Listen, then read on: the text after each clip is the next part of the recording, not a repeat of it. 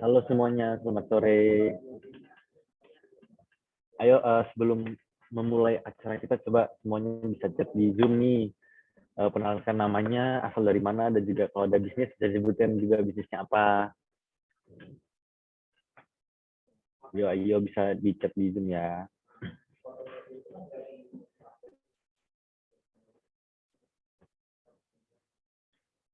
Kita akan sambil nunggu kawan-kawan atau kawan lain masuk sampai jam 3, baru kita akan memulai acara kita bersama Kak Intan.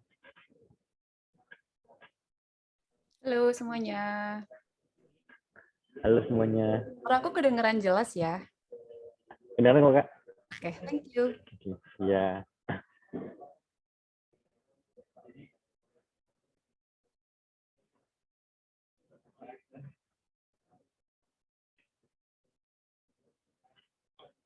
Halo Kak Fijra dari mana nih? Asalnya dari mana? Kalau bisa punya bisnis bisa disebutin.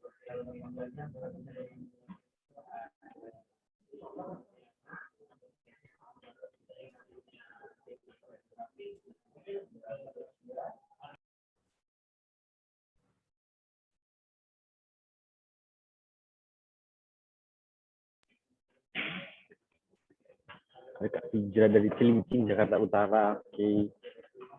Ayo yang lainnya lagi, dari mana aja nih? Bisa sebutin namanya, asalnya dari mana.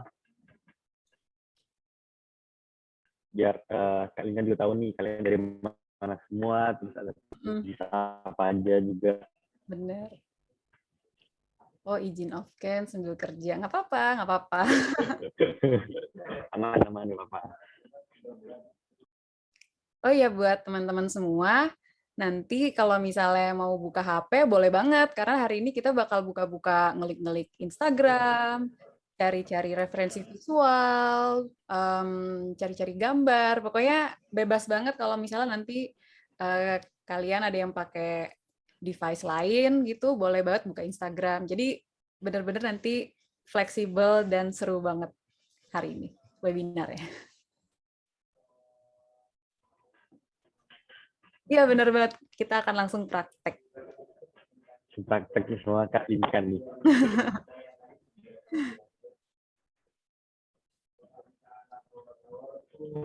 Kita tunggu yang lainnya ya Kak, sampai jam 3 kali ya? Boleh, boleh. Sampai jam 3-an, oke. Gimana nih Kak, selama pandemi nih, WFH di rumah gimana? Sekarang sih aku masih WFH ya. Jadi so far kalau misalnya habit WFH sama WFH itu kan beda banget ya Kak ya. Iya. Tapi so far ini sih lebih sekarang lebih adaptable dan adjustable sih dibanding waktu belum WFH sama sekali. Karena kan Oh iya. kalau dulu kan waktu masih WFO kan kelihatan jelas gitu jam kantornya 9 to 5 atau jam berapa sampai jam berapa, terus kita langsung pulang. Kalau sekarang kan karena di rumah kita lebih fleksibel, jadi lebih expected untuk terus standby. Cuman sekarang udah mulai ini sih, udah mulai lancar soal kerjaan segala macamnya. Jadi udah adjust. Gimana kalau Udah tahu flow-nya gitu ya Kak? kalau diatur toko udah WFO? Kalau diatur toko sih WFO tergantung dari jadwalnya sih Kak. Biasa mungkin ada masing-masing ada yang 1 minggu sekali masuk atau 1 minggu 2 kali gitu sih Kak. Kalau selain itu WFH juga. Kalau misalnya Jadi di teman-teman sana ini boleh share lagi WFH kayak atau lagi WFO. Iya. Teman-teman juga bisa nih share di kolom chat nih lagi WFH atau lagi WFO.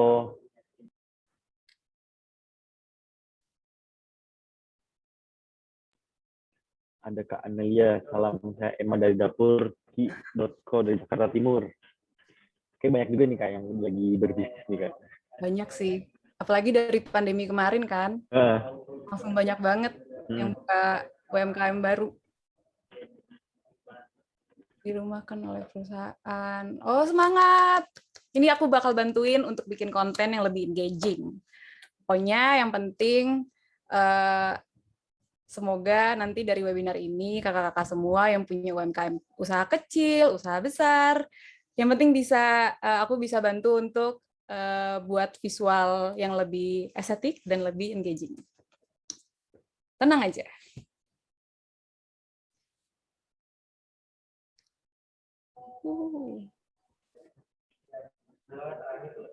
Kak Emalia, saya fokus usaha dari 2019, udah lama nih usahanya nih. Sampai Wow, 2021. lumayan, oke.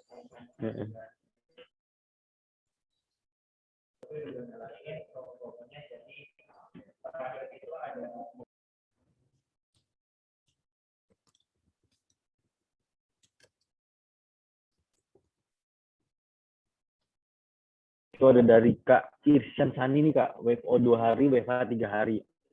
Oh, jadi setengah-setengah lah Oh, ya. ganti-gantian ya. Iya, ganti-gantian. Benar-benar. Iya, sekarang udah gitu.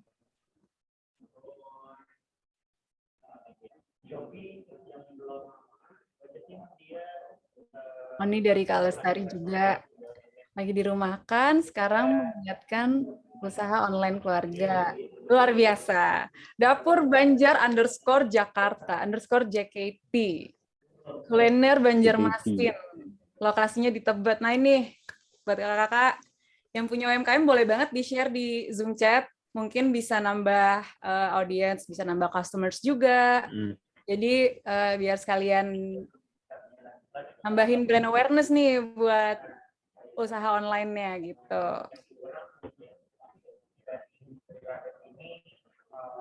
Ayo yang lainnya nih bisa perkenalkan diri dulu yang baru masuk, asalnya namanya siapa, dari mana. Atau yang mau on cam juga boleh banget. Iya, yang mau on cam juga bisa banget nih.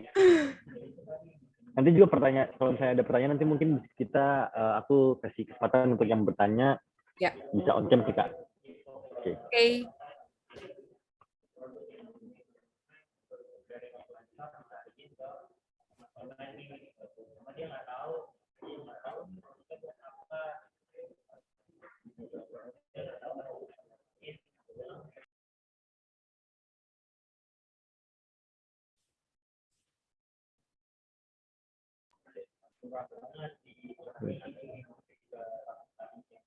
Oh, ada dari Bali juga nih, Kak Ruth Marcelina. Dari Bali. Gimana nih Kak Ruth di Bali? Keadaannya di Bali gimana? Udah mulai rame ya sama ini. Udah rame sekarang, saya dengar-dengar kayak udah rame di Bali ya. Bagus lah, berarti UMKM di Bali juga udah bisa tertolong. Karena kemarin-kemarin kan sempat ini ya. Iya, lebih cepat sepi ya di Bali ya. Bagus deh, udah mulai rame. Lumayan rame sekarang Kak, iya sih. Oh, audiens juga banyak banget ya dari ini. Dari luar Jawa. Kenapa nih Kak? Iya. Banyak ya? Iya, tadi juga dari banyak juga. Oh, dulu toko-toko di Bali tutup jam 8. Iya, sekarang udah mulai lebih ini ya. Malam sih Kak. Kemarin saya juga sempat Bali sih, udah mulai sampai subuh juga sih udah. Oh. Udah jam 10, 11 udah tutup. Oh, sekarang udah mulai bangkit kembali.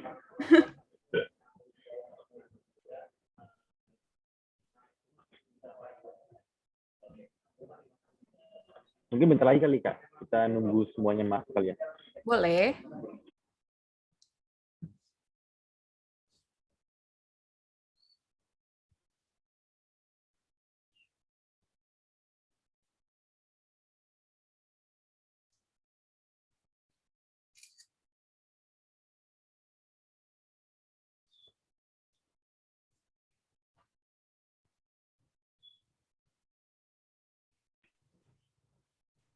Nanti kalau misalnya kawan-kawan atau toko ada pertanyaan di saat Kak Linkan lagi presentasi, kalian bisa chat langsung di Zoom ya, nanti akan dijawab di pertanyaan-pertanyaan pas bersama Kak Linkan.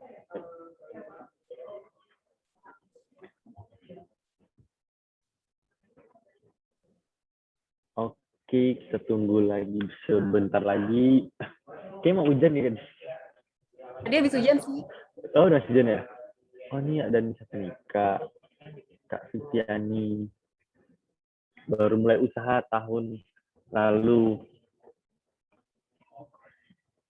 Usaha kuliner ini Kak, kuliner makanan khas Aceh.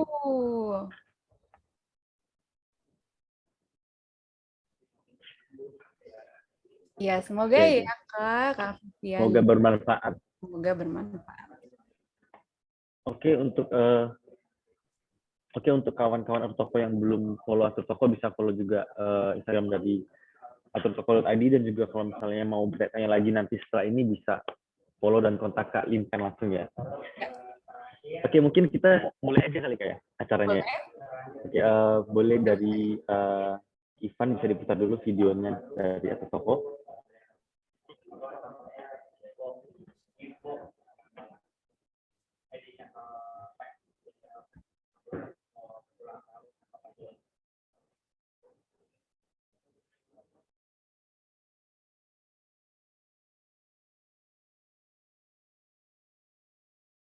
Tutup orang.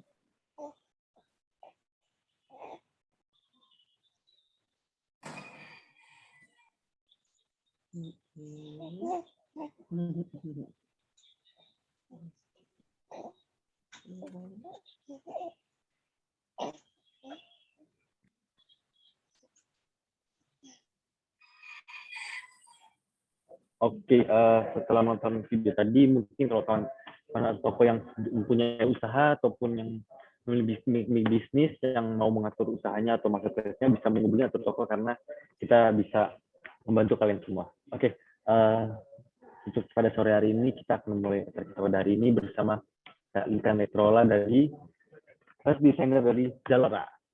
Halo Kak, selamat sore. Halo, selamat sore semuanya. Salam kenal. Sore, salam kenal. Nama aku Thank you loh Kak. Oke, bisa memperkenalkan diri Kak Intan? Oke. Halo semuanya, nama aku Linkan. Terima kasih ya buat teman-teman dari Atur Toko yang udah ngasih aku opportunity untuk sharing gimana caranya untuk bikin konten-konten yang lebih engaging buat UMKM kakak-kakak semua yang ada di sini.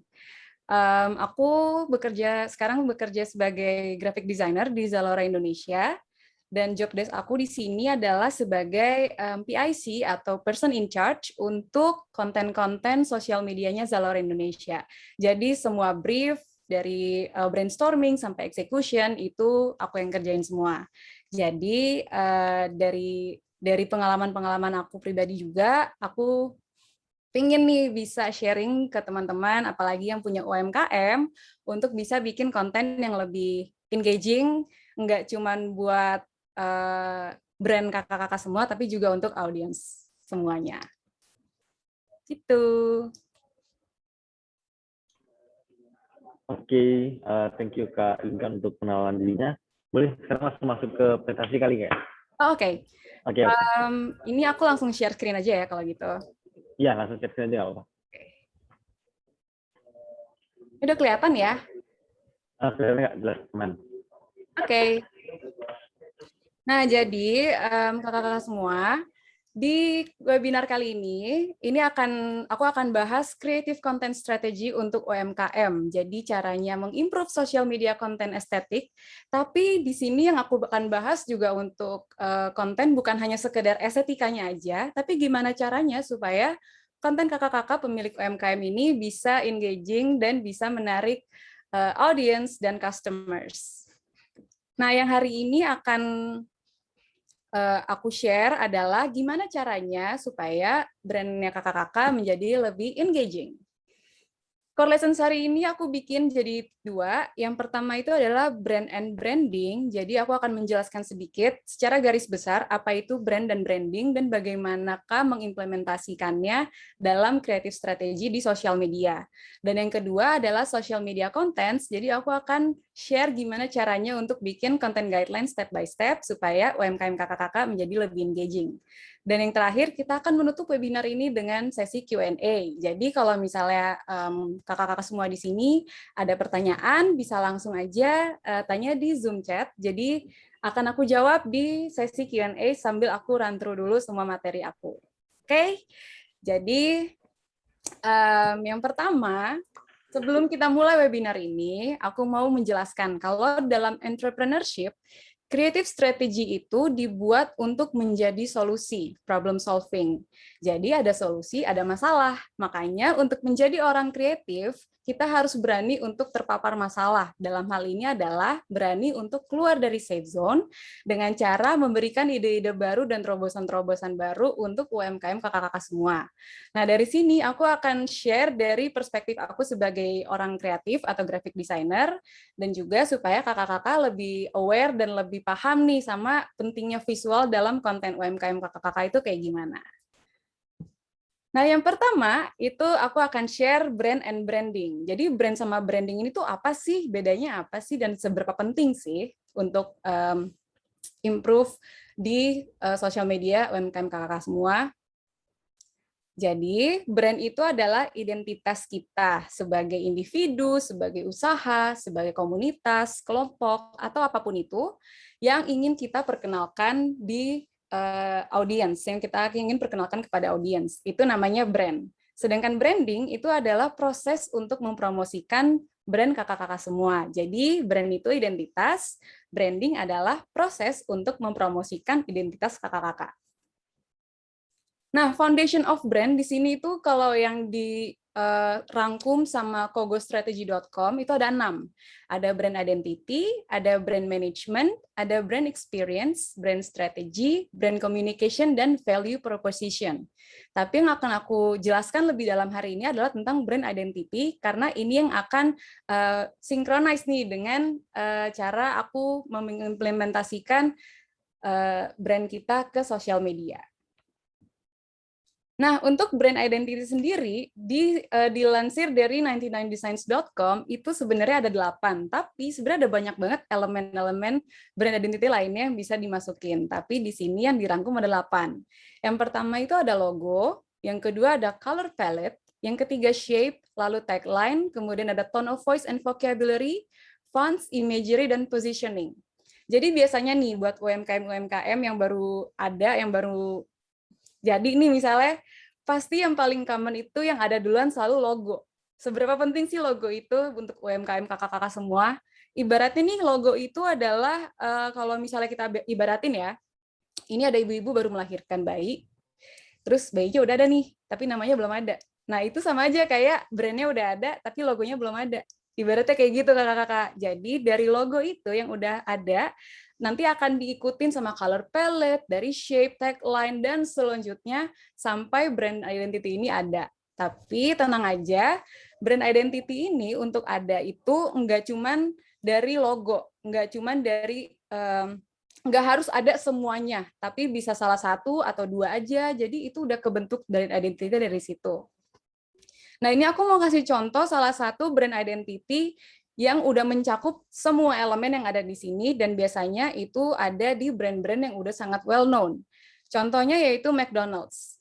Kalau di sini yang bisa aku kasih contoh, McDonald's itu kan dia udah punya logo, dia udah punya shape, dia udah ada tagline yang I'm loving it ini, terus dia juga udah ada color palette, dan untuk tone of voice and vocabulary itu bisa kakak-kakak lihat di Instagram dan Twitternya McDonald's Indonesia. Jadi tone of voice and vocabulary ini adalah gimana caranya sebuah brand itu reach out ke audiensnya. Bahasa apa sih yang dipakai, terus cara mereka memanggil audiens itu seperti apa sih. Nah ini contohnya Mac di Indonesia, dia ngasih nama McDears untuk audiensnya gitu. Contohnya McDears, siapa di sini yang punya mainan Happy Meal favorit yang masih disimpan sampai sekarang. Jadi untuk tahu gimana caranya supaya kita komunikasi dengan audiens kita, itu juga perlu untuk tahu audiens kita siapa yang nanti akan aku share. Kemudian untuk imagery dan positioning juga bisa dilihat di packaging, bisa dilihat di konten-konten Instagramnya, dan juga kalau misalnya kakak-kakak seneng nih sama mainan-mainan Happy Meal waktu masih kecil, itu juga bisa masuk dalam branding elements.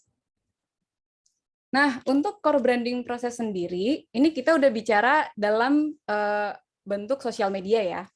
Nah, untuk core branding proses sendiri, aku menyarankan kakak-kakak untuk paham yang namanya teori ISAS.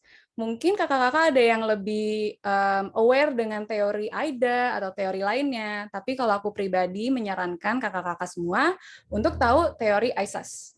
Jadi teori ini yang akan mempermudah kita untuk tahu langkah-langkah penting dalam branding di sosial media. Nah, ISAS ini kan ada awareness, interest, search, action, dan share.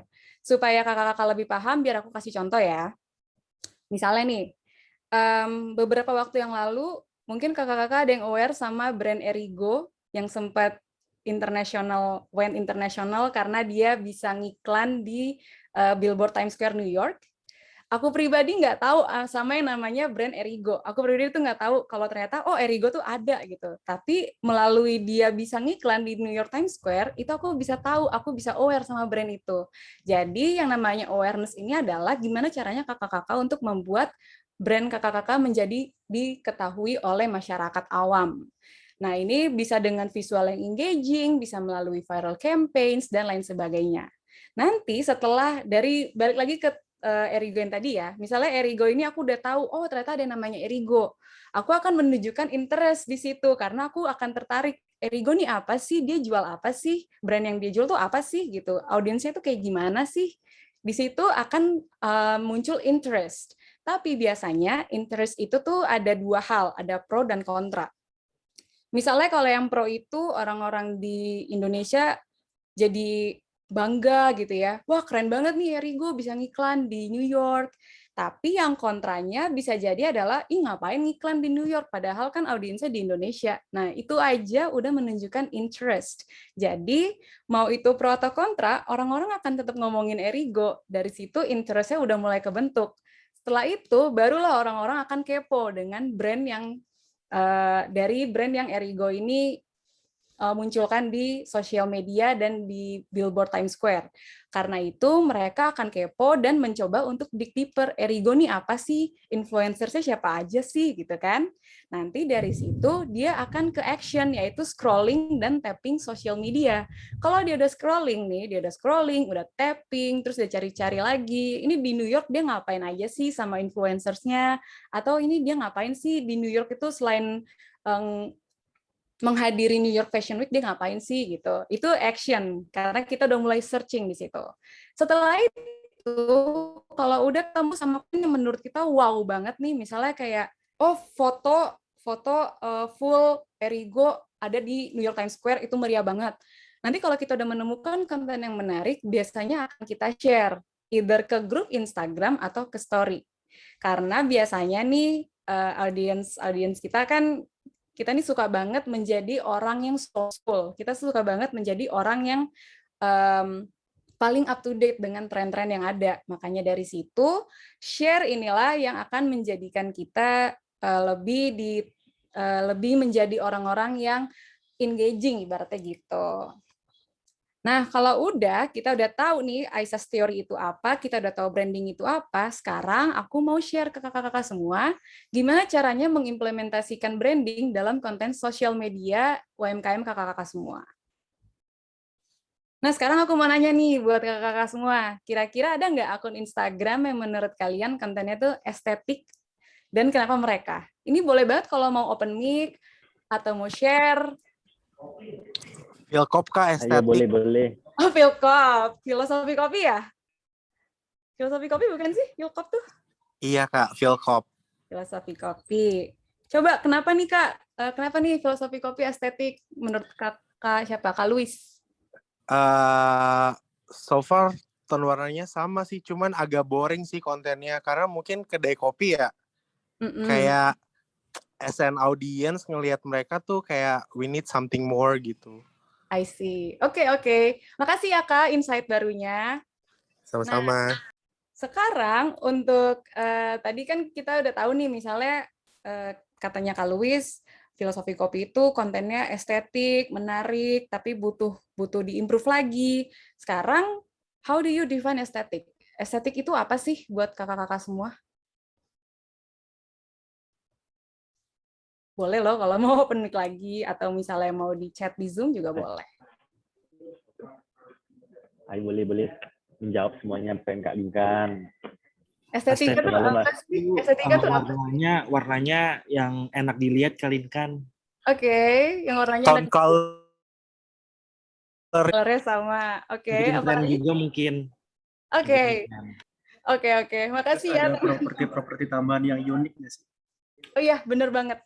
Itu juga bisa dibilang estetik. Nah, sekarang pertanyaan terakhir. Menurut teman-teman, konten yang lebih estetik itu yang kanan apa yang kiri? Kanan. Yang kanan, kenapa tuh? Lebih klasi. Lebih klasi. Oke, ada yang berpendapat yang kiri mungkin? Aku yang kiri. Aku juga yang kiri. Kenapa tuh yang kiri? Seru aja ada warna kuning. Seru aja ada warna kuningnya ya. Oke, jadi yang kanan karena dia black and white lebih classy, yang kiri karena ada warna kuning jadi lebih ceria gitu ya jatuhnya. Nah, jadi teman-teman, sebenarnya di dalam estetika itu nggak ada yang benar atau salah dan lebih atau kurang.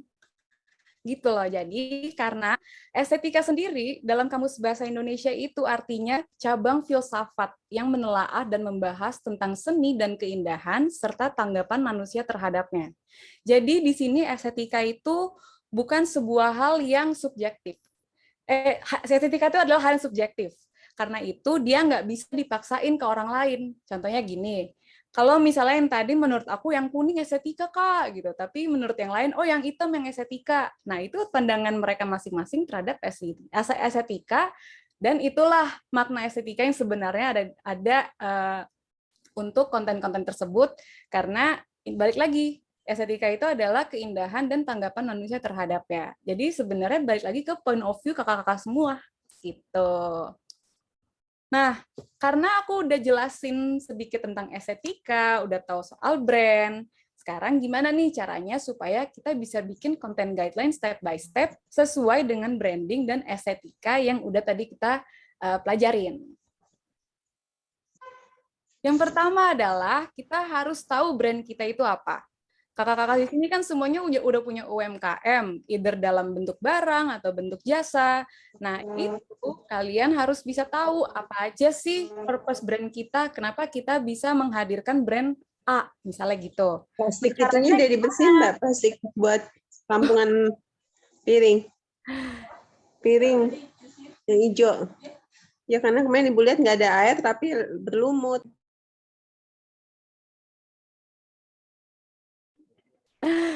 Oke, aku boleh lanjut ya. Yang dilanjutkan oleh Kak Linkan. Oke, makasih Kak. Jadi gini teman-teman. Yang pertama itu kita harus tahu brand kita itu apa. Kenapa kita punya brand A? Kenapa kita bisa nih bikin brand A? Purpose-nya itu apa sih? Gitu. Nah, know your brand di sini bukan sekedar tahu, tapi lebih ke kenal. Karena yang pertama, selain kita juga mau brand kita itu dikenal sama orang-orang, ya kita juga harus tahu dan harus kenal sama brand kita sendiri gitu. Makanya yang di sini aku saranin kakak-kakak semua untuk tahu lebih dalam tentang brand kakak-kakak. Yang pertama itu adalah answer 5W1H questions. Jadi what, where, when, why itu semua harus ditanya. Kemudian yang kedua adalah tahu SWOT dari brand kakak-kakak. Strength, weakness, opportunity, dan threat. Strength itu kelebihan, weakness itu kekurangan. Nah, opportunity dan threat ini biasanya adalah kayak contohnya opportunity. Apa sih yang bisa gue kembangin dari brand gue gitu. Sedangkan untuk threat adalah biasanya dalam bentuk kompetitor atau lain sebagainya. Sedangkan untuk USP, ini juga kakak-kakak harus pahamin baik-baik USP brand kakak-kakak semua. Karena USP itu adalah unique selling point yang membedakan, apa sih yang membedakan brand kakak-kakak dengan brand kompetitor. Contohnya nih, ada UMKM, dia jualan baju. Jualan baju, kan di luar sana banyak banget yang jualan baju ya. Gimana sih cara kita membedakan brand kita dengan brand orang lain? Faktor X-nya itu apa sih? Oh, ternyata baju yang kita jual ini bisa di-recycle, bisa didaur ulang gitu. Nah, itu bisa kakak-kakak jadiin USP yang nantinya akan ditweak untuk jadi konten sosial media nantinya. Kayak gitu. Nah, ini kan langkah yang pertama. Langkah yang kedua adalah find the visual problems. Jadi kalau misalnya kakak-kakak semua ini udah punya UMKM dan udah ada platform online-nya, tapi kok visualnya nggak engaging ya, kok followers-nya dikit, kok likes-nya masih dikit, masih kurang gitu. Nah, yang pertama itu biasanya key visuals yang ada, key visuals yang di-provide itu belum relatable dengan audience. Jadi audience ini belum ada rasa sense of belonging di brandnya kakak-kakak semua. Nah, yang kedua adalah content guideline-nya belum ada.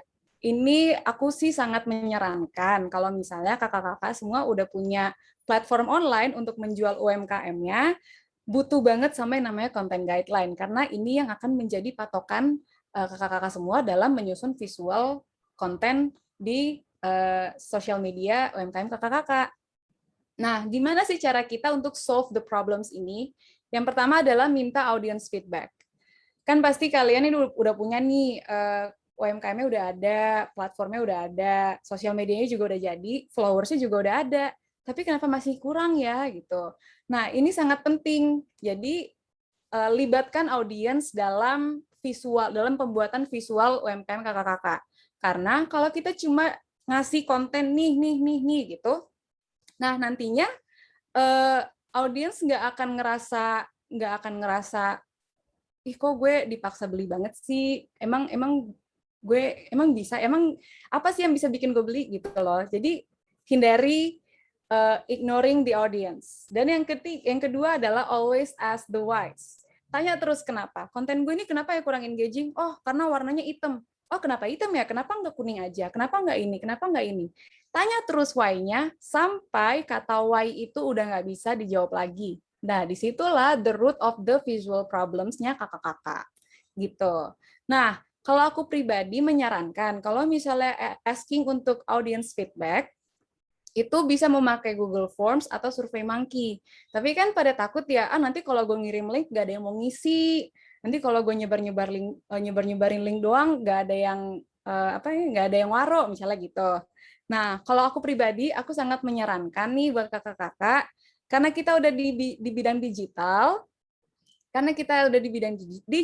makanya pergunakanlah digital sebaik mungkin. Contohnya, untuk minta audience feedback, kakak-kakak misalnya caranya bikin survei ini udah jadi surveinya, linknya udah ada, terus di shorten linknya, di customize biar lebih menarik, biar mempermudah audience untuk ngasih feedback. Lalu kalau misalnya mau di-share, bisa melalui Twitter, bisa melalui Instagram, tapi caranya nggak cuma ngasih link, terus teman-teman berharap ini bakal diisi. Nggak kayak gitu. Jadi kalau aku pribadi sangat menyarankan adalah di Twitter, kalau misalnya kakak-kakak mau ngasih link untuk survei, mention influencers di Twitter. Mention orang-orang di Twitter yang punya followers yang banyak, karena mereka nggak akan hesitate, mereka akan dengan sangat sukarela untuk meretweet survei kakak-kakak, dan itu nanti akan sangat berpengaruh untuk responsnya survei kakak-kakak semua. Karena aku pribadi udah pernah nyoba waktu itu untuk skripsi aku, dan sangat berhasil, responsnya juga udah naik. Dari situlah aku bisa ngerjain nih konten-konten guideline aku untuk visual aku nanti itu seperti apa, kayak gitu. Nah, yang ketiga adalah analyze your target audience. Ini penting banget untuk diketahui buat kakak-kakak semua yang mau bikin konten visual. Jadi sebenarnya bikin konten visual tuh nggak sekedar, oh nih bikin konten bagus, konten estetik jadi. Nggak bisa kayak gitu. Kita harus tahu audiens kita tuh siapa. Dari demographic, dari psychographic and behavior, dan dari needs and goals-nya. Misalnya kalau dari demographic, jenis kelaminnya itu apa sih? Usianya tuh berapa sih? SES itu adalah socio-economic status. SES-nya itu kira-kira apa sih gitu? Pendapatan audiensnya ini kira-kira range-nya dari berapa sampai berapa? Apakah dia termasuk orang sosialita kah? Atau orang-orang yang kehidupannya standar atau sampai yang kurang mampu? Itu juga harus dipertimbangkan. Lalu juga latar belakang pendidikan sangat mempengaruhi audiens kakak-kakak semua. Selain itu juga domisili. Domisili juga sangat penting karena kehidupan sosial orang di Jakarta itu beda banget sama kehidupan sosial orang di Bandung. Walaupun sama-sama di Pulau Jawa, tapi itu akan sangat berbeda dan sangat mempengaruhi konten-konten yang akan nanti dibuat. Nah, yang kedua adalah psychographic dan behavior. Ini kita harus tahu lagi kenal lagi lebih dalam audiens kita itu seperti apa. Kebiasaan sehari-harinya itu ngapain sih? Hobinya itu apa sih? Aktivitas di waktu luang atau akhir pekannya itu apa sih? Jadi selain mereka bekerja 9 to 5 atau sebagai seorang mahasiswa, kira-kira di luar pendidikan dan di luar profesional itu mereka ngapain? Ada hobinya kah? Kayak misalnya suka update-update Instastory, atau misalnya koleksi mainan, itu juga harus dipertimbangkan. Dan yang terakhir adalah needs and goals. Apa sih yang kakak-kakak ingin achieve gitu dari audiens supaya setelah audiens ini tahu brand kakak-kakak. Contohnya ya, misalnya kalau kita aus mau minum air putih gitu. Aqua, yang kepikiran kan Aqua ya. Nah, gimana nih caranya supaya pokoknya aku mau pas orang-orang aus, yang orang-orang ingat brand aku duluan, bukan Aqua. Nah, itu masuk dalam needs and goals. Jadi apa sih yang ingin ditanamkan dari brand kakak-kakak untuk audiens? Kayak gitu. Nah, karena kita akan bermain-main dengan visual, pastinya kan analisis seperti ini itu nggak akan mempengaruhi kalau secara teori. Makanya gimana sih caranya kita supaya dari semua analisis ini kita bikin visualnya, yaitu dengan cara meng-translate analisis ke visual, dengan cara bikin branding keywords. Nah, kita ini harus bisa rangkum branding elements dan analisis audience, lalu menjadi branding keywords untuk mempermudah pencarian keywords visual nantinya. Misalnya, ini aku kasih 3 contoh brand ya. Ada Atur Toko, ada Netflix, sama yang terakhir ada sinetron Ikatan Cinta. Ini setelah kita analisis dari demographic, psychographic, dan needs and goals, kebentuk nih target-target audiensnya siapa aja gitu. Kalau Atur Toko misalnya, pelajar, pegawai, sama entrepreneurs. Nah, dari situ kita bikin lagi tuh keywords-nya apa aja. Karena Atur Toko ini dari branding elements-nya warnanya itu biru, hijau, sama kuning, ya udah tulis aja biru, hijau, kuning.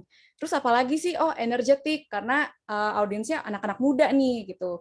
Terus looking for opportunities, habis itu self-development dan youthful. Lalu teman-teman bisa lagi tambahin keywords-keywords baru yang lebih mendukung untuk audiensnya Atur Toko. Nah, kalau Netflix, setelah kita telusurin lagi, ternyata targetnya itu millennials dan Gen Z, serta movie enthusiast. Nah, dari situ kita buat lagi keywords itu seperti apa. Misalnya kalau dari Netflix, karena dia color palette itu black and red, jadi kontennya pasti black and red kali ya. Lalu, karena dia millennials dan Gen Z, pasti dia suka meme nih, ditulislah meme lovers. Habis itu, dia itu suka banget ngikutin tren. Terus dia itu audiensnya movie and series based banget, sama butuh movie atau series recommendation. Misalnya gitu. Nah, kalau untuk Ikatan Cinta nih, ibu-ibu muda penonton sinetron. Biasanya gitu ya audiensnya, kalau kita udah telusurin. Nah, dari situ kita tweak lagi, kira-kira nih visualnya seperti apa sih gitu. Ternyata setelah ditelusurin, dia ini artis oriented. Jadi pokoknya semuanya harus artis pemain Ikatan Cinta gitu. Terus cenderung ke boomers dan millennials dibanding Gen Z. Lalu dia ini punya behavior FOMO atau fear of missing out. Lalu yang terakhir, ini teman-teman bisa banget tambahin keywords yang nggak harus rapi, nggak harus kaku gitu. Bisa banget tulis misalnya semi netizen lambe turah, atau tambahin lagi di bawahnya yang lain sebagainya. Sebanyak apapun, dan bisa kalau misalnya udah banyak banget, teman-teman bisa lagi disaring satu-satu sampai ketemu cuma 5. Karena sebenarnya kalau kebanyakan keywords itu akan mendistract kakak-kakak semua untuk bikin konten visual. Nah, nantinya kalau dari semua translate ini jadi keywords visual yang udah ada, kalau kita udah nanti ngikutin seluruh serangkaian cara bikin konten step by step, akan jadi seperti ini. Nah, ini kan kelihatan banget ya audiensnya tuh seperti apa kalau dari visual. Misalnya dari Atur Toko, karena dia ini energetic, youthful, terus juga self-development, konten-kontennya pasti akan lebih rapih. Dia akan memprovide informasi-informasi penting gitu. Kalau Netflix, karena dia ini millennial dan Gen Z, terus movie enthusiast, pasti ini dia suka banget nih sama cuplikan-cuplikan film Netflix yang nantinya akan disambung-sambungin sama kehidupan audiens in real life, misalnya kayak gitu. Nah, terus kita juga bisa lihat dari ibu-ibu muda penonton sinetron di Ikatan Cinta. Kelihatan banget ya kalau misalnya audiensnya ini sangat berbeda, karena kalau di sini kan kalau Ikatan Cinta itu seperti yang tadi aku tulis, oh artis based banget nih, artis oriented banget nih. Jadi karena dia ini artis oriented, pasti yang dijual di feed-nya itu adalah artis-artis pemain Ikatan Cinta. Itulah yang nantinya akan menjadi konten-konten yang engaging untuk audiensnya si Ikatan Cinta ini, gitu. Nah, sekarang aku mau ngajakin kakak-kakak semua untuk study case sama-sama nih. Kan ada Lambe Tura sama Netflix. Dua-duanya nih purpose-nya sama-sama buat entertainment. Kira-kira secara visual audiensnya itu sama apa beda dan kenapa? Ini boleh banget kalau misalnya langsung open mic kayak tadi, atau misalnya mau share di chat juga boleh. Ayo yang mau menjawab bisa langsung open mic sama open cam juga bisa. Ayo nih jawabannya dari kamu Koko. Ini kira-kira nih. Mikirin apa nih? Kita sama Netflix audiensnya sama apa beda?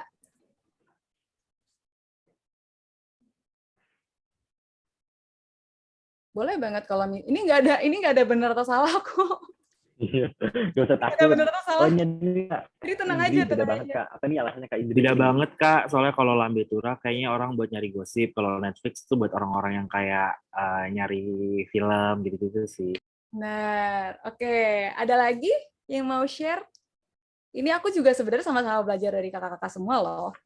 Insight-insight baru. Beda banget, Kak. Beda. Beda banget Kak dari Kak Kesia. Oke. Nah, jadi kakak semua, memang audiensnya Lambe Tura sama Netflix itu beda. Walaupun dia itu purpose-nya adalah untuk entertainment ya. Kenapa? Karena kalau Lambe Tura ini, dia itu target audiensnya adalah netizen yang tidak memperhatikan estetika dalam tanda kutip. Kenapa aku bilang tidak memperhatikan estetika dalam tanda kutip? Karena ya estetika ibu-ibu, estetika netizen Indonesia, itu dia itu lebih ke selama apa yang di provide sama Lambe Tura, gosip-gosipnya, screenshot ya, itu masuk, itu nyampe ke audiens, di situ estetikanya gitu. Nah, terus kalau misalnya di Netflix ID, dia ini kan karena audiensnya udah lebih segmented nih. Kan kalau Lambe Tura dia tuh masih lebih sangat general, karena dia itu bisa mencakup ibu-ibu, bapak-bapak, mas-mas, kayak anak-anak Gen Z, itu bisa di Lambe Tura. Sedangkan kalau Netflix, dia itu udah lebih segmented. Dia itu udah tahu pasarnya dia itu kira-kira kisaran umur berapa sampai berapa sih, gitu kan. Nah, terus konten-kontennya Netflix juga dia itu mengcombine film Netflix dengan kehidupan audiens in real life, dan itu bisa menjadi engaging untuk Netflix Indonesia. Makanya di sini kelihatan banget pokoknya kalau misalnya kakak-kakak semua buka Instagram terus melihat dua brand yang berbeda tapi purpose sama, terus bisa ngejudge dari visualnya juga, oh ya ternyata emang beda nih target audiensnya gitu. Nah, dari sini semoga kakak-kakak juga bisa nih lebih peka sama audiens UMKM kakak-kakak juga. Nah, yang keempat, create your content pillars. Jadi content pillar itu adalah apa yang brand kakak-kakak semua peduliin sama apa yang audiens kakak-kakak peduliin. Nah, itu jadi content pillar UMKM kakak-kakak untuk di sosial media. Nah, konten pilar itu harus menjadi relatable with your brand and audience. Jadi nggak cuma buat audience ya, tapi buat brandnya juga. Nah, yang kedua adalah up to date, dan yang terakhir adalah well thought atau dipikirin matang-matang. Nah, ini aku ada beberapa contoh konten pillars nih. Misalnya yang pertama itu ada lifestyle. Lifestyle itu mengandung konten yang meme atau hal-hal yang lagi viral. Nah, yang kedua, konten education. Education itu bisa jadi kayak fakta menarik tentang brand kita atau facts and myth-nya itu kayak gimana sih? Nah, yang ketiga adalah konten tips and tricks. Ini juga bisa kakak-kakak masukin di konten UMKM kakak-kakak semua. Konten how to, konten DIY, dan lain sebagainya. Nah, yang terakhir adalah giveaway. Ini tuh paling ampuh untuk nambahin engagement kakak-kakak semua. Nah, untuk giveaway ini pasti banget followers bisa nambah, engagement konten bisa nambah, karena memang audiens orang Indonesia itu suka banget sama hal-hal yang gratisan, termasuk saya. Jadi yang namanya konten giveaway itu make sure kalau bisa kayak sebulan sekali atau 2 bulan sekali adain gitu. Kalau kakak-kakak mau kontennya nambah engagement. Nah, di sini aku punya nih contoh konten pilar yang bisa aku kasih tahu buat kakak-kakak supaya nantinya bisa bermanfaat untuk konten-konten kakak-kakak di sosial media. Contohnya ini aku kasih contoh Squid Game ya. Squid Game ini kan dia itu dirilis di Netflix tanggal 17 September. Itu tuh udah mau sebulan yang lalu. Tapi sampai sekarang, sampai detik ini aku ngomong, kontennya masih berseliweran di sosial media dalam bentuk apapun. Makanya di sini banyak brands yang memasukkan, dan kalau misalnya bahasa korporat itu inject, banyak yang inject konten Squid Game yang dikaitkan dengan brand mereka. Nah ini aku kasih contoh ada 3 brand, purpose-nya beda-beda, audiensnya juga beda-beda. Yang pertama itu ada Made for Makeup. Nah, kalau Made for Makeup ini, dia tuh masukin konten Squid Game dan dia sambungin sama brandnya dia itu dengan cara dia masukin nih foto pemain Squid Game. Terus di bawah dia tulis, oh ini gue kalau nge-treat jerawat gue pakai produk-produk yang kasar, misalnya gitu. Nah, kalau misalnya BCA nih, kan teman-teman tahu lah ya, kalau BCA itu kan dia korporat, dia tuh terkesan kaku. Tapi dia berhasil buat injek konten Squid Game di dalamnya. Dengan cara, ini kan kalau teman-teman semua paham, udah nonton mungkin sama film Squid Game, kan ada kartu untuk ngundang anak-anak yang orang-orang yang mau ikutan Squid Game tuh ada kartu yang kayak gini, terus ada bentukannya lingkaran segitiga kotak gitu. Nah di sini BCA itu pengen ngasih awareness nih, duh hati-hati ya. Kalau di swipe itu isinya adalah nomor telepon yang mengatasnamakan BCA yang bisa menipu nasabah-nasabahnya. Nah ini bisa juga teman-teman implementasikan untuk konten-konten kalian di UMKM. Nah, yang terakhir ini aku kasih contoh konten relearn.id. Jadi relearn ini adalah platform untuk self development buat teman-teman mahasiswa yang ingin mencari peluang baru untuk bekerja. Nah, di sini dia itu berhasil menginjek konten Squid Game. Film Squid Game itu kan bentukannya thriller, gore, berdarah-berdarah, kasar gitu ya. Tapi dia bisa membungkus film Squid Game itu menjadi sesuatu yang inspiratif. Dalam hal ini adalah dia bisa ngasih quote sesuai dengan game-game yang ada di Squid Game. Kayak misalnya ini contoh film Squid Game permainan pertama Red Light Green Light yang udah famous banget tuh bonekanya kan di sosial media. Nah, di sini si relearn.id ini dia bisa nih masukin kayak oh, dari red light, green light, kita bisa belajar untuk bergerak dengan kecepatan kita sendiri, gitu. Nah, jadi sebenarnya banyak banget konten-konten yang bisa kita masukin untuk menambah engagement tentang brand kita, gitu. Nah, tapi aku mau ngasih tahu juga nih buat kakak-kakak semua, kalau memasukkan konten viral, memasukkan konten-konten viral ke dalam sosial media, itu juga perlu diperhitungkan. Karena gini, sebuah konten itu akan dianggap viral kalau dia 2 minggu, dalam waktu 2 minggu, dia itu masih diperbincangkan di sosial media. Nah, jadi, misalnya Squid Game baru keluar nih, terus 3 hari pertama masih booming. Nah, di situ kakak-kakak bisa ambil opportunity-nya untuk langsung request, bikin yuk konten Squid Game, brainstorming, segala macam semuanya, nanti tinggal di-execute di 3 hari setelah brainstorming itu. Jadi hitung-hitung seminggu setelah Squid Game ini dirilis, minggu depannya kontennya udah keluar. Atau mungkin kalau misalnya mau lebih cepat juga bisa gitu. Nah, karena kalau misalnya kita mau masukin konten yang viral itu kan agak gambling nih kakak-kakak semua. Karena bisa jadi sebuah topik yang viral itu akan redup dengan cepat gitu. Nah, untuk mengimplementasi konten pilar dalam grid di sosial media, itu juga penting. Kita harus bisa nih, dari konten pilar itu diatur supaya ada konsistensi di dalam feed kakak-kakak semua. Contohnya, ini kalau misalnya konten pilarnya itu ada education, product, lifestyle, quote, behind the scene, itu bisa nih diatur dalam sosial media strateginya.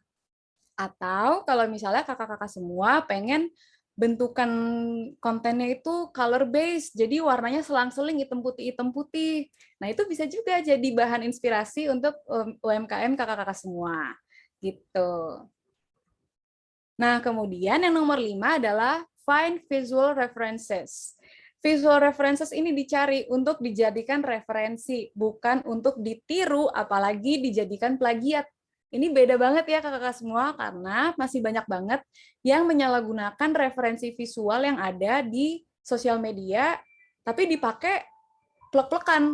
Jadi desainer aslinya bisa aja menuntut, atau bisa juga dari pihak Instagramnya, kalau misalnya kakak-kakak memasukkan konten di Instagram, itu bisa di take down dari Instagramnya karena mengandung konten copyright gitu. Nah, di sini aku bisa kasih contoh visual keywords yang bisa dipakai untuk mencari visual reference. Itu ada color palette, ada visual reference, ada Instagram feeds, photos, flat layout, dan typography. Ini bisa banget kakak-kakak cari di mana.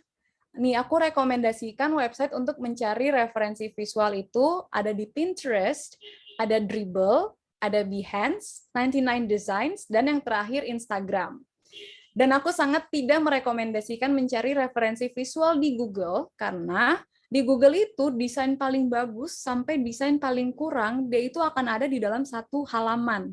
Jadi, karena si Google ini kan dia sistemnya itu super general ya, jadi semuanya bisa ada, semua bisa muncul dalam satu halaman. Aku nggak merekomendasikan karena dia ini kan bukan website desain. Jadi aku rekomendasiin 5 website yang aku tulis di sini untuk teman-teman cari referensi visual buat konten UMKM kakak-kakak semua gitu. Kemudian kita juga harus tahu nih konten-konten visual kita tuh pengennya yang kayak gimana sih gitu kan. Apakah bentukannya, kalau misalnya UMKM kakak-kakak jualannya skincare, bisa dicari skincare product reference. Atau kalau misalnya coffee shop kayak gini, atau healthy drink itu kayak gini gitu. Jadi bisa banget kakak-kakak sebenarnya nyari ide di beberapa website yang tadi aku cari, yang aku anjurkan, supaya isi konten sosial media kakak-kakak semua itu lebih engaging dan lebih nyambung sama audiens dan brand gitu. Kemudian kalau untuk mencari warna, ini aku saranin nih. Tadi kan kita udah nulis keywords visual buat dari audiens dan brand kita kan. Nah, dari situ kakak-kakak carilah color palette berdasarkan brand and audience keywords di website-website yang tadi aku udah tulis. Contohnya, kalau misalnya keyword saya itu futuristic or energetic, terus carinya di Pinterest, nanti jadinya kayak gini.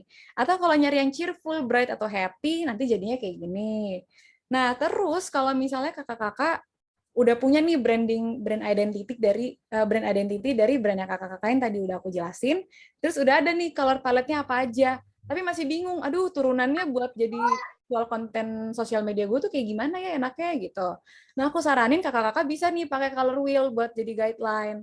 Kayak contohnya kalau misalnya pengen masukin warna kuning, oh kira-kira warna kuning tuh turunannya warna apa sih?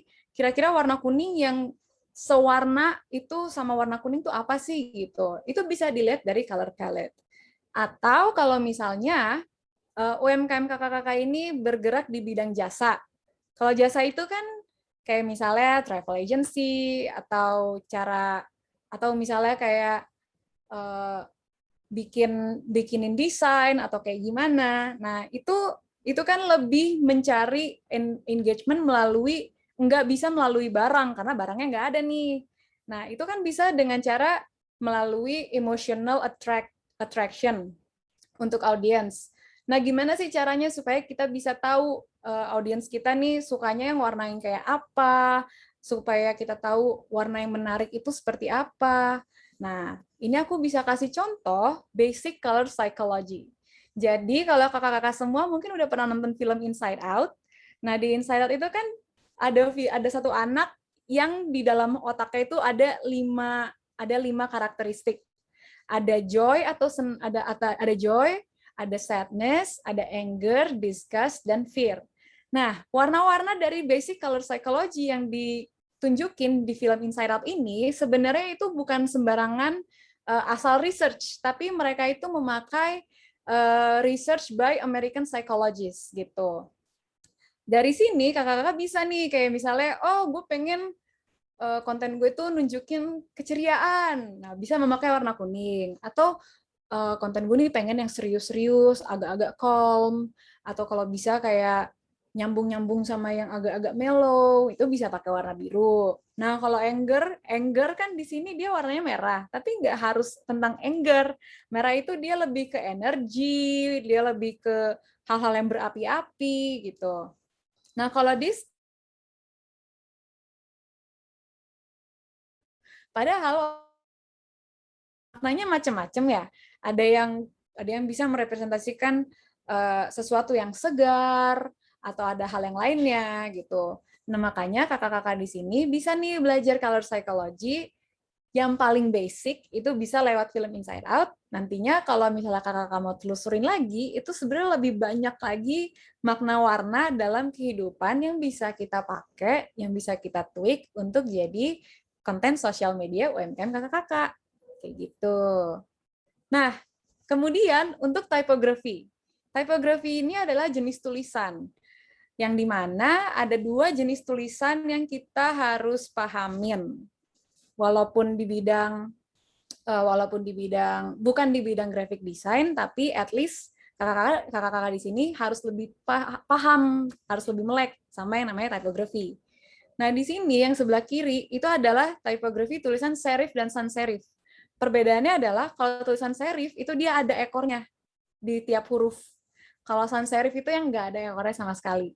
Nah, biasanya font yang serif dipakai untuk konten-konten yang high-end, formal, bersifat kaku, gitu. Sedangkan sebaliknya, font-font yang sans serif dipakai untuk konten-konten yang lebih santai dan lebih playful. Tapi, zaman sekarang, minimalism itu lagi sangat-sangat mengglobal. Jarang banget ada konten-konten yang memakai tulisan serif. Dia akan lebih ke sans serif, tulisan yang nggak ada ekornya. Tapi di tulisan sans serif pun ini nggak ada, ini pun ada perbedaannya. Kalau dilihat ada huruf A dan huruf G. Kalau teman-teman bisa telusurin lagi. Nah, di huruf A yang atas di sebelah kanan nih, dia itu huruf A yang bersifat kaku karena dia itu cursive. Sedangkan huruf A yang bawah itu dia bulat. Dia itu bisa lebih minimalis, bisa lebih santai. Nah, jadi dari sini kakak-kakak bisa nih untuk dalam konten visual kakak-kakak semua. Nah, habis itu, ini aku mau kasih contoh aja nih. Sekarang kan minimalism tuh lagi sangat mengglobal ya. Jadi ini tuh bisa mempengaruhi banyak logo yang dari awalnya tuh dia bentukannya macem-macem, tiba-tiba cuma tulisan Revolt, Facebook, Google, nggak ada logo lainnya gitu.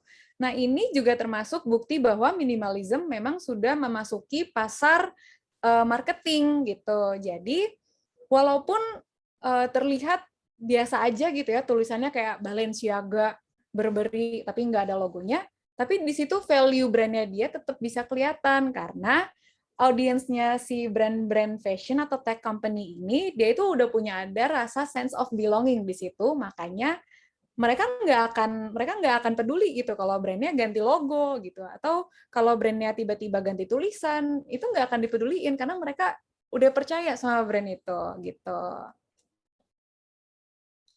Nah, yang terakhir adalah create your contents. Di sini aku mau saranin kakak-kakak semua untuk mendiskusikan dengan kreatif tim kakak-kakak, apalagi dengan graphic designers. Yang pertama, aku mau jelasin the do's and the don'ts untuk caranya bikin konten. Yang pertama, aku mau dulu ya.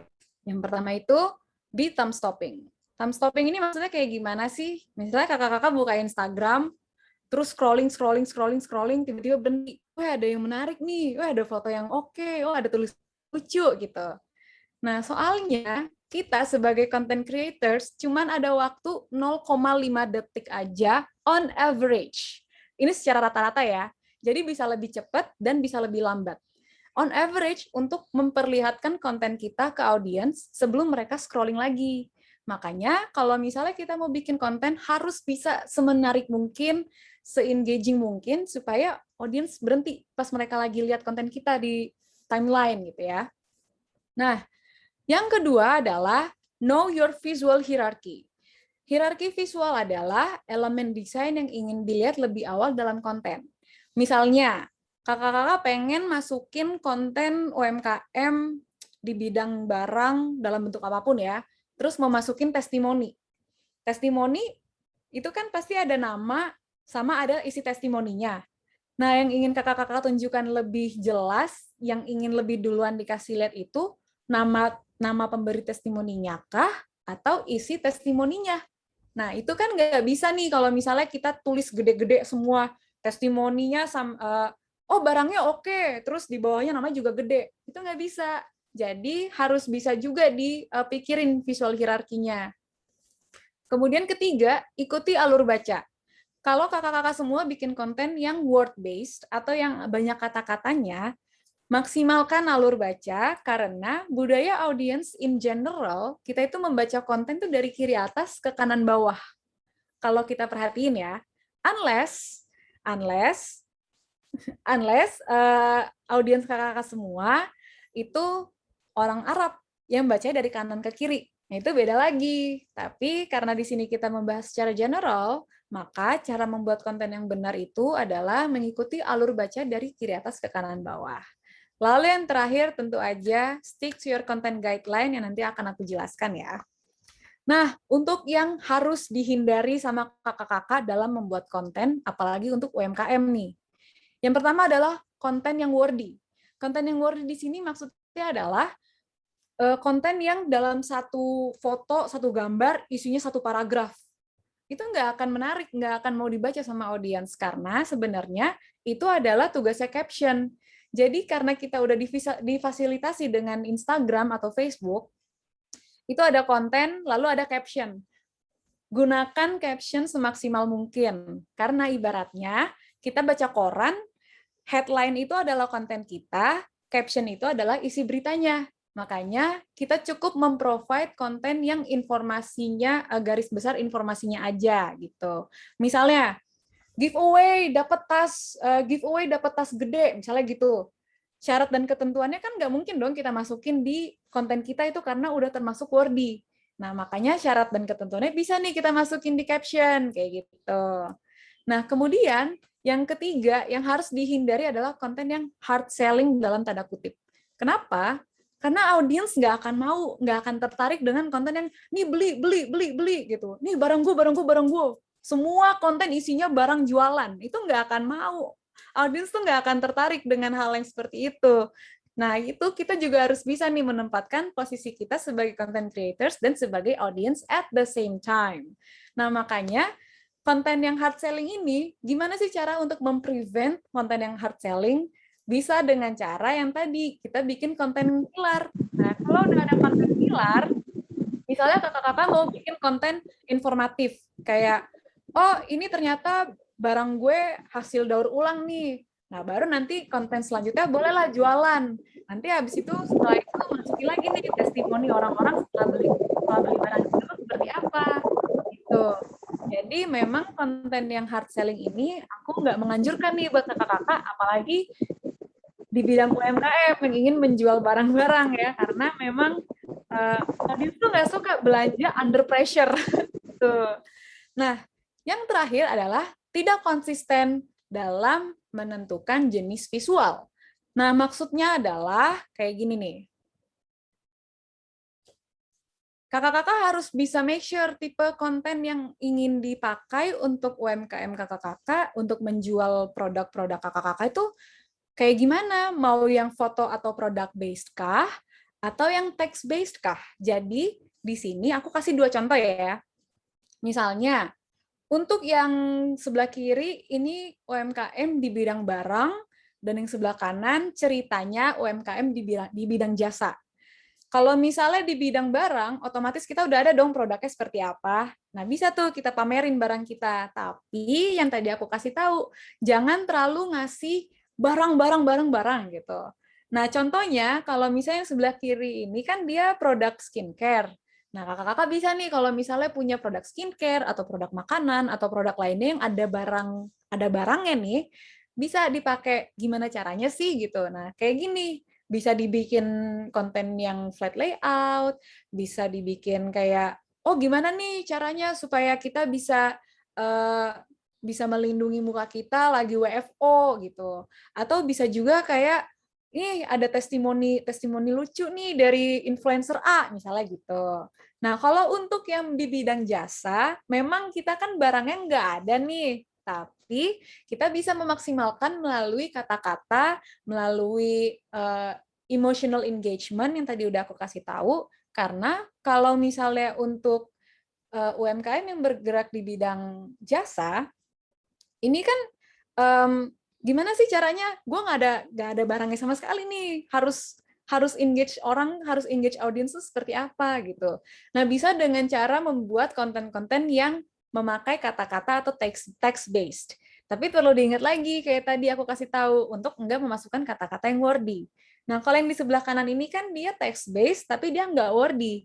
Dia cuma ngasih tahu nih, kayak contohnya stop teaching people on Instagram. Nah, itu kan tertarik banget ya, headline-nya itu, hah, kenapa nih kok nggak boleh ngajarin orang di Instagram? Orang-orang akan tertarik, di tab, terus dibukalah caption-nya apa, atau kalau dia bentuknya karusel, orang-orang akan pengen nge-swipe nih. Nah, kalau misalnya kakak-kakak semua punya UMKM di bidang jasa, bisa banget memakai pendekatan yang text-based, kayak gitu.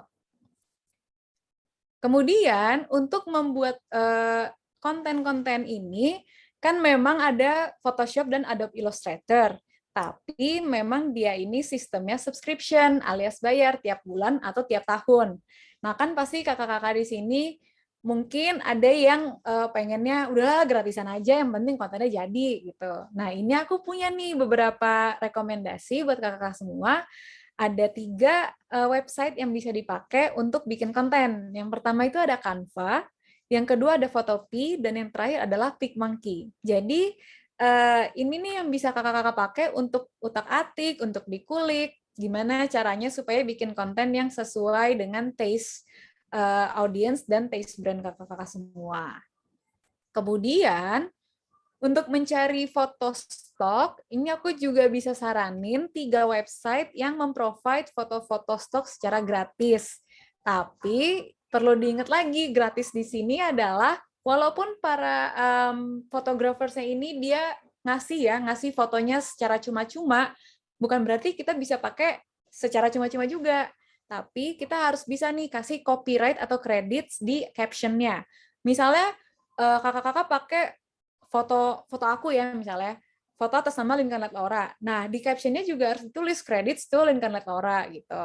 Jadi walaupun nanti ownersnya somehow ngelihat konten kakak-kakak, dia nggak akan mau untuk sue, dia nggak akan mau untuk apa ya istilahnya, untuk kayak enggak lo harus bayar nih karena lo kan nyuri gitu. Itu nggak akan digituin kalau melalui stok foto yang gratis, tapi selama kakak-kakak ngasih credits ke ownersnya. Nah, kalau yang free pick nih, ini kan dia bentukannya tuh lebih ke template-template desain yang bisa di-download untuk diotak-atik lagi kalau kakak-kakak punya software Photoshop atau Adobe Illustrator. Tapi dia juga bisa provide foto-foto stock photos yang kualitasnya juga lebih oke, yang nggak kalah lebih oke gitu. Nah, kalau misalnya kakak-kakak kan taunya kan untuk stock photos itu kayak Shutterstock atau Getty Image atau website-website lainnya yang memprovide foto-foto tapi berbayar. Nah, itu juga kakak-kakak bisa pakai kalau memang ingin mengeluarkan uang untuk membuat konten. Tapi kalau di sini aku bisa provide kalau misalnya kakak-kakak pengen bikin kontennya secara gratis. Nah, setelah itu kita bisa melihat dari results-nya. Kan tadi aku udah jelasin teori ISAS itu apa. Nah, dari sini, dalam creative strategy, konten kita dianggap berhasil jika audiens mengulang SAS. Karena SAS adalah engagement. SAS itu kan search, action, dan share. Kalau audiens berhasil mengulang itu terus di dalam profil kakak-kakak, artinya konten kakak-kakak berhasil. Nah, gimana sih untuk melihat apakah konten kita itu improve atau enggak? Nah, aku saranin kakak-kakak memakai Instagram Business Account. Apalagi buat UMKM. Karena kalau misalnya kakak-kakak pengen melihat hasil dari engagement konten-konten yang udah dikeluarin, itu bisa caranya dilihat di professional dashboard yang ada di profile Instagram kakak-kakak semua. Nanti kalau udah dilihat, dia akan berbentuk seperti diagram, naik turun, naik turun, naik turun. Di situ kakak-kakak bisa tahu nih, oh ternyata konten gue hari ini berhasil karena yang di nanti Instagram kalau misalnya kakak-kakak pencet satu bar gitu ya, dipencet, nanti akan muncul gitu, oh hari ini upload kontennya ini. Oh berarti konten yang seperti ini yang engaging di audience gue dibanding konten-konten yang lainnya. Dari situ bisa nih untuk jadi bahan pembanding untuk konten-konten kakak-kakak sebelumnya. Kemudian, untuk melihat more detailsnya lagi, dari si professional dashboard itu, kalau kakak scroll lagi ke bawah, itu bisa kelihatan followersnya itu naik apa enggak, bisa kelihatan usia audiens kakak berapa, terus location-nya dari mana aja, followersnya kira-kira naik atau turun. Di situ udah akan kelihatan jelas, karena sekarang itu Instagram tuh sekarang business based banget, makanya gunakanlah Instagram sebaik mungkin buat kakak-kakak pemilik UMKM, karena Instagram sekarang udah sangat memfasilitasikan para business owners untuk bisa mengimprove dan bisa menjual barang-barang kakak-kakak semua di Instagram. Gitu. Nah, kira-kira segitu aja yang bisa aku share tentang konten, tentang gimana caranya bikin konten yang estetik dan engaging. Tapi ini aku udah lihat beberapa pertanyaan nih. Mungkin Kak Steven mau bantu untuk saring ininya? Saring pertanyaan-pertanyaan. Oke, thank you ya Kak Lintang untuk presentasi yang sangat bagus dan bermanfaat banget nih kayaknya untuk konten-konten untuk UMKM juga nih Kak. Mungkin aku bisa sebutin ya Kak beberapa pertanyaan para audiens ya Kak. Oke. Mungkin pertanyaan dari Kak Indra, buat parameter konten guideline gimana ya Pak? Yang mana ya? Di awal-awal.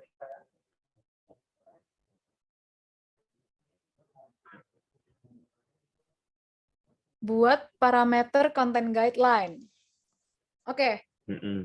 Nah, jadi ini kakak-kakak semua, kalau misalnya kalian ini kan ceritanya business owners ya, aku sebutnya.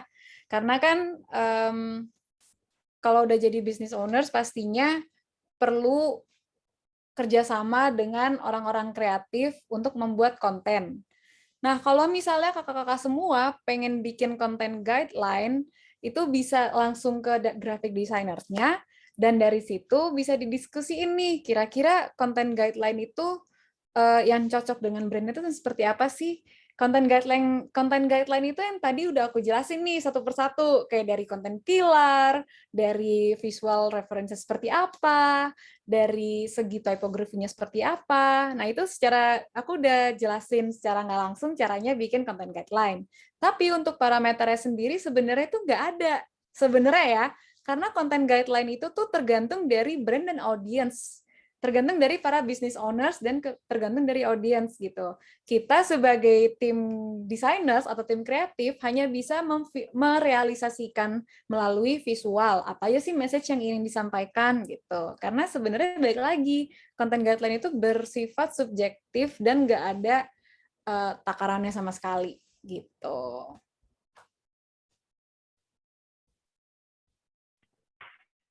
Oke, thank you coba dialihkan.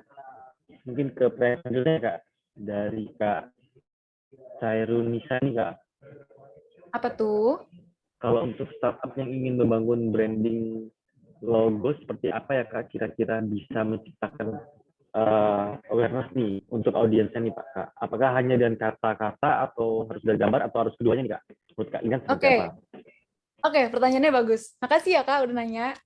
Jadi gini, kalau untuk UMKM startup yang baru mulai, dan ingin membangun branding logo atau menciptakan awareness, sekarang gini deh, untuk startup, alangkah baiknya jika fokusnya adalah brand awareness dulu.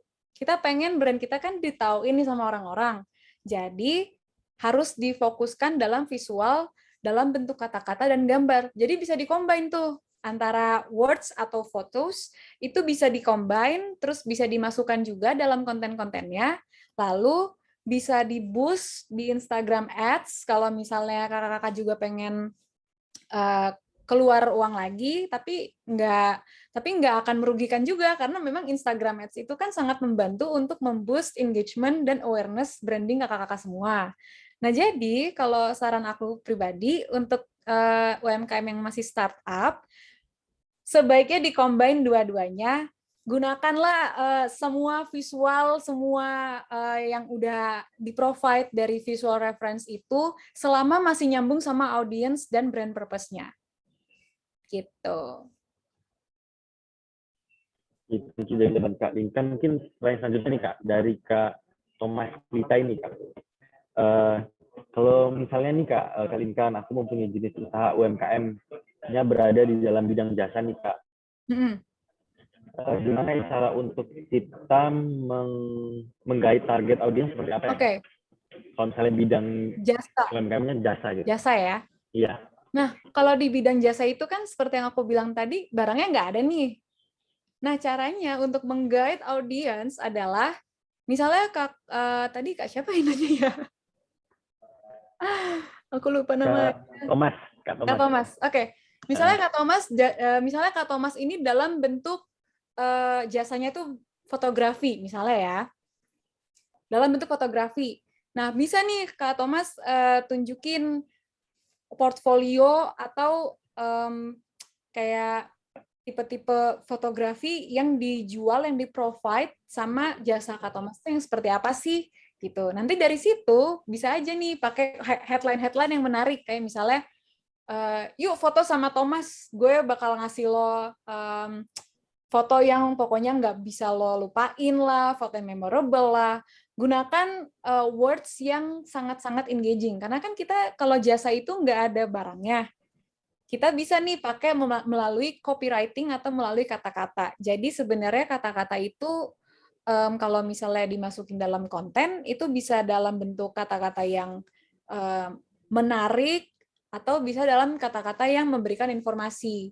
Jadi dari situ Kak Thomas bisa nih kalau misalnya mau bikin konten buat jasa kakak, itu tinggal pakai kata-kata yang lebih, ibaratnya tuh lebih menggigit gitu lah, lebih greget, biar audiens tuh lebih tertarik gitu untuk nyoba jasa kakak tuh seperti apa gitu. Jadi intinya harus mempunyai kayak, kalau kita punya konten harus kata-katanya kayak bisa diingat sama para masyarakat gitu kali kayak. Benar banget. Jadi harus kayak, oh ini berarti punya kita, punya dia gitu kayak. Betul. Tapi unik gitu nggak sih ya? Yes, benar banget. Oke, pertanyaan selanjutnya nih Kak, dari Kak Faki Mauludi nih Kak. Kak, aku nanya nih, seberapa besar sih Kak efek influencer terhadap penjualan kita nih? Menurut Kak Linkan seperti apa? I see. Ini menarik juga. Jadi gini kakak-kakak semua, dulu itu waktu Instagram masih membludak influencer, pokoknya kayak pakai influencer ini gitu ya. Itu kan engagement tuh menarik banget ya. Cuman kalau zaman sekarang di Instagram itu, ini mungkin bisa jadi catatan juga nih buat kakak-kakak yang considering untuk memakai influencers ya. Jadi influencers itu sekarang udah ada tipe influencers, udah ada jenis-jenisnya, jenis-jenis influencers. Influencer yang bergerak di bidang makanan, influencer yang bergerak di bidang fashion, influencer yang bergerak di bidang fotografi, di bidang video, dan bidang lainnya gitu. Jadi di sini kita harus peka nih, barang yang kita jual misalnya makanan, tapi kita mau pakai influencer yang jualannya brandingnya dia itu fashion, itu kan nggak nyambung ya. Jadi kita harus paham sama influencer yang kayak gimana sih yang ingin kita pakai untuk memasarkan jualan kita gitu. Nah, kalau untuk seberapa besar efek influencer terhadap jualan kita UMKM itu, sebenarnya masing-masing influencer itu ada efeknya gitu. Jadi ada yang efeknya tuh kayak tinggi banget, yang kayak influencer kayak contohnya Awkarin, Keanu, yang gitu-gitu kan dia itu udah demand-nya udah tinggi banget ya gitu. Nah, beda sama influencer yang terbilang masih micro influencer di sini maksudnya adalah yang followersnya masih 10.000 ke atas sampai 100.000. Nah, itu masih dibilang micro.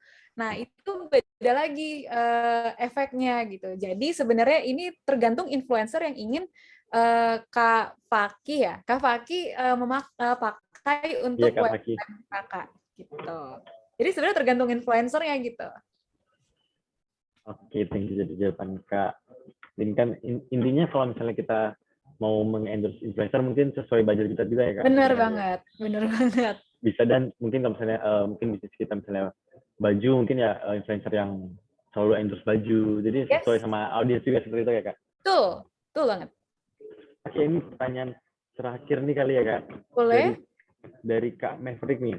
Kalau untuk konten injek kayak Squid Game tadi, apa nggak ada masalah ya? Kalau misalnya masalah di copyright juga. Oke. Jadi kalau misalnya untuk konten Squid Game sendiri, selama kita memakai foto dari Netflix-nya, kan dia diproduksi dari Netflix ya. Selama kita memakai foto dari Netflix-nya, of course harus dikasih copyright gitu.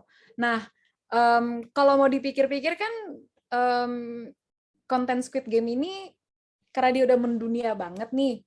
Kalau mau mikir ini ya, ibaratnya mikir jahatnya nih, kan konten Squid Game itu udah mendunia banget. Terus nggak mungkin lah pihak Netflix bakal liatin satu-satu nih yang ngasih konten tuh bakal ngasih kita kredit apa enggak gitu. Tapi kita sebagai content creators yang bijak, alangkah baiknya jika kalau misalnya teman-teman memakai konten-konten yang dari Netflix atau dari tempat lain, alangkah baiknya jika memang tetap diberikan credits. Atau kalau misalnya mau memakai konten Squid Game tapi nggak mau pakai aset dari Netflix, bisa diakalin dengan dibikin sendiri kontennya. Itu bisa banget. Kayak misalnya kayak tadi kartu lingkaran segitiga kotak. Nah, itu kan sebenarnya kita bisa bikin sendiri ya kartunya kayak gimana. Atau kayak contohnya kalau niat banget bikin kontennya yang pakai jaket hijau sama celana hijau, terus itu bikin sendiri, diproduksi sendiri, nah itu nggak masalah. Jadi sebenarnya balik lagi ke kita sebagai content creators, kita itu harus menjadi content creators yang bijak soal copyright gitu. Makasih Kak Maverick pertanyaannya. Ini juga jawaban dari Kak Linkan. Oke, mungkin tadi terakhir kali ya Kak, sesi pertanyaan dari kita. Mungkin sebelum menutup ini, coba semuanya nyalain cam-nya dulu, kita mau berfoto bersama Kak Linkan. Iya, on dulu nih, on cam, mau lihat cantik ganteng-gantengnya nih. Bisa ada kenang-kenangan juga ya Kak. Ayo, bisa di on cam dulu semuanya. Rame juga ya Kak. Rame ya. Rame.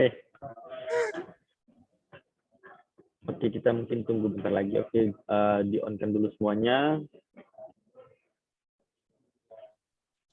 Ayo dibuka dulu on cam-nya nih, mau lihat tuh cantik gantengnya.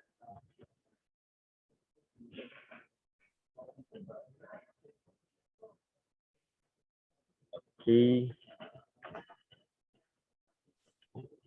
Udah mulai on cam nih Kak.